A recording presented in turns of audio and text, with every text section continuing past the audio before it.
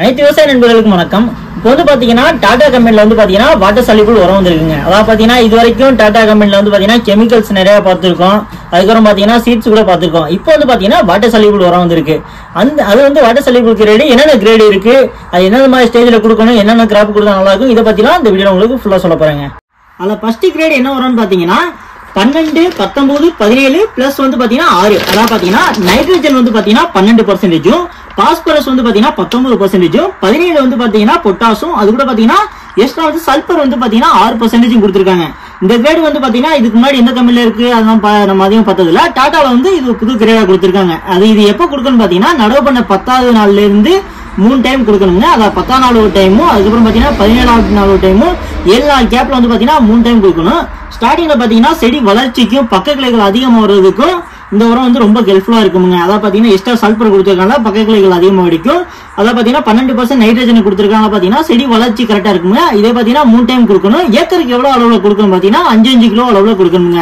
அதாவது first time கொடுக்கும்போது 5 kilo, second time கொடுக்கும்போது 5 கிலோ, 3 டைம் 5 கிலோ கொடுக்கும்போது 5 கிலோ அளவுல கொடுக்கணும். அதாவது பாத்தீங்கன்னா ஒரு ஏக்கருக்கு 5 கிலோ 3 டைம் கொடுக்கணுங்க கம்பல்சரி இந்த உரத்தை. அதனால பாத்தீங்கன்னா ரிசல்ட் வைஸ் ரொம்ப எக்ஸலண்டா இருக்குன்னு சொல்லியிருக்காங்க. நம்ம டாடா கம்பெனில தக்காளிக்காக 2ஆம் நிலை செகண்ட் ஸ்டேஜ் உரத்தை பத்தி பார்க்க போறோம். அதுல என்னென்ன கண்டென்ட் வந்து இருக்குன்னு பாத்தீங்கன்னா நைட்ரஜன் வந்து 5%, பாஸ்பரஸ் வந்து பாத்தீங்கன்னா 39%, அது கூட பொட்டாஸ் வந்து 19%, பிளஸ் வந்து சல்பர் NPK பிளஸ் S கொடுத்துருக்காங்க. இல்ல N வந்து பாத்தீங்கன்னா மீடியமும் வந்து வளர்ச்சி இருக்கும். பாஸ்பரஸ் 39 இருக்கிறதுனால பக்க கிளைகள் நிறைய வடியும், அடுத்து வேர் வடிச்சு நிறைய இருக்கும். அடுத்து வந்து பொட்டாஸ் வந்து இருக்கிறதுனால ஃபிளவரிங்ல வந்து செட் ஆகிறதுக்கும் பிஞ்சு வந்து ஊறதுக்கும். அடுத்து வந்து பாத்தீங்கன்னா சல்பர், இது வந்து பாத்தீங்கன்னா நல்லா நோய் எதிர்ப்பு சக்தியோட இருக்கும். அப்புறம் பூச்சிகள் வராது, வைரஸ் வந்து தாங்கி வளரும். இந்த மாதிரி சல்பர் சேர்த்து கொடுக்கறதுனால உரங்களை வந்து பாத்தீங்கன்னா ஈஸியாக எடுத்துக்கிறதுக்காக தான் வந்து சல்பர் வந்து சேர்த்து கொடுக்குறாங்க. அடுத்து வந்து பாத்தீங்கன்னா இந்த உரத்தை வந்து நம்ம எப்படி வந்து பயன்படுத்தணும் வந்து பார்த்தீங்கன்னா கரெக்டாக தக்காளி வந்து 30ஆவது நாள் வந்து செகண்ட் ஸ்டேஜ் உரத்தை வந்து நம்ம எடுத்துக்கணும். இது வந்து பார்த்தீங்கன்னா ஒரு ஏக்கருக்கு 5 கிலோ வந்து பயன்படுத்தினா போதும். 5 கிலோ வந்து பார்த்தீங்கன்னா ஒரு வாரத்துக்கு வந்து ஒரு முறை வந்து பார்த்தீங்கன்னா 5 கிலோ வந்து பார்த்தீங்கன்னா 7 டைம் வந்து கொடுக்கணும். அடுத்து வந்து பார்த்தீங்கன்னா ஃப்ளவரிங்லாம் வந்து செட் ஆயிரும். அடுத்து வந்து பார்த்தீங்கன்னா 3ஆவது ஸ்டேஜ் உரத்துக்கு வந்து நம்ம போயிடும். 3ஆவது ஸ்டேஜ் உரம் என்ன கொடுத்துருக்காங்க பார்த்தீங்கன்னா டொமேட்டோ 3 கொடுத்துருக்காங்க. இதில் வந்து பார்த்தீங்கன்னா 5% நைட்ரஜனும் 15% பாஸ்பரஸும் 34% பொட்டாசும் இருக்கு. பிளஸ் வந்து சல்பர் வந்து பாத்தீங்கன்னா 6% இருக்குங்க. இது வந்து பாத்தீங்கன்னா 34% பொட்டாஸ் கொடுத்துருக்காங்க. அடுத்து 70 நாளுக்கு அப்புறம் காய் சைஸ் வர்றதுக்கும் பிளஸ் வந்து பாத்தீங்கன்னா மகசூல் அதிகமா எடுக்கிறதுக்கு வெயிட் வர்றது எல்லாத்துக்கும் பாத்தீங்கன்னா பொட்டாஸ் ரொம்ப ஹெல்ப்ஃபுல்லா இருக்கும்.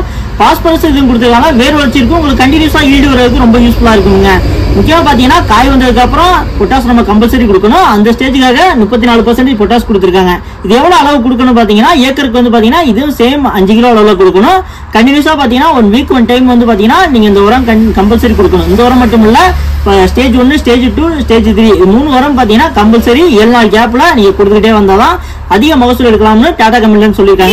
ஒவ்வொரு ஸ்டேஜ் உரமும் எவ்வளவு பிரைஸ் வரும் பாத்தீங்கன்னா ஃபர்ஸ்ட் ஸ்டேஜ் உரம் பாத்தீங்கன்னா 10 கிலோ வந்து பாத்தீங்கன்னா 2600 ரூபாவும், செகண்ட் ஸ்டேஜ் பாத்தீங்கன்னா 2700, 3ஆவது ஸ்டேஜ் உரம் பாத்தீங்கன்னா 2800 அளவுல வருங்க.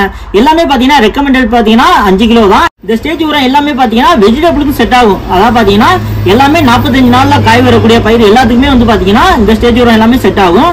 ஃபர்ஸ்ட் ஸ்டேஜ்ல வந்து பாத்தீங்கன்னா ஸ்டேஜ் 1 ஃபர்ஸ்ட் வந்து அடுத்து வந்து செகண்ட், அடுத்து வந்து 3ஆவது ஸ்டேஜ் கொடுத்தீங்கன்னா எல்லா பயிருக்குமே செட் ஆகும். முக்கியம் ஸ்பெசிஃபிக்கா தக்காளின்னு சொல்லிக்கிறனால தக்காளிக்கு மட்டும் தான் யூஸ் பண்ணணும் அப்படிலாம் எதுவும் கிடையாது. எல்லா கிராஃப்ட்டுமே யூஸ் பண்ணலாம். என்ன ஸ்டேஜ் உரம் இருக்கு அது கரெக்டா நம்ம யூஸ் பண்ணா போதும்.